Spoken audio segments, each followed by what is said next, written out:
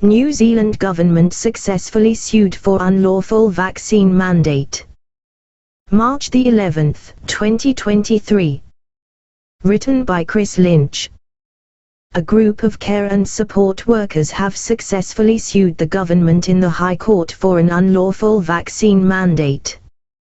In November 2021, Prime Minister Chris Hipkins, who at the time was the Minister for COVID response, extended the vaccination mandate to care and support workers who were looking after family members within a home or place of residence. The decision prevented people who were providing care to family members from receiving financial support that was previously available to them. This was despite there being no evidence of any change to the risk of infection or spread of COVID-19 in these circumstances, which was what the mandate sought to achieve. This week, the High Court was asked by both parties to rule that the Prime Minister's decision to require care and support workers to be vaccinated when looking after family members in their homes was unlawful.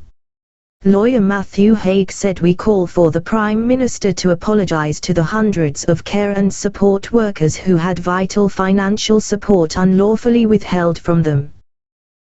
Lawyer Matthew Haig: "The case was another example of the cavalier way that this government has disregarded the fundamental right of all New Zealanders to make choices about their own health." A caregiver, who asked to remain anonymous to protect the identity of her son, said, "It felt so wrong that I could not live in my house, caring for my son, and have the life we had, unless I was vaccinated. To have someone in an office, who had never met us and didn't know our situation, make this law, and felt like a gun to my head." Caregiver Jude Bajel said, "Our funding was cut and we were threatened with a hefty fine for providing the intensive care our son required. After years of planning and expense, this put an end to plans to build a new home to accommodate our son's needs. Today is a win for common sense."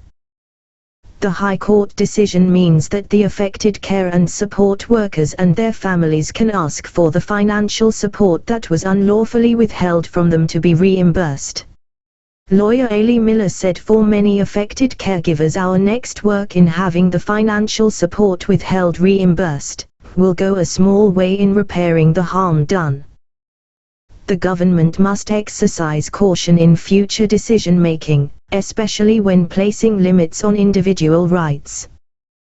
The High Court has repeatedly ruled that vaccine mandates limit the right to refuse medical treatment guaranteed by the New Zealand Bill of Rights Act. The government must demonstrate that this limitation on rights is justified.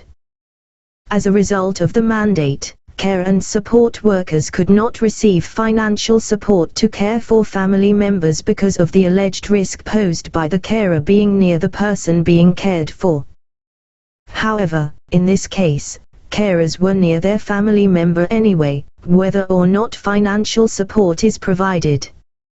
The government admitted that the Prime Minister did not have enough information available to justify requiring care and support workers to be vaccinated when looking after family members in their home.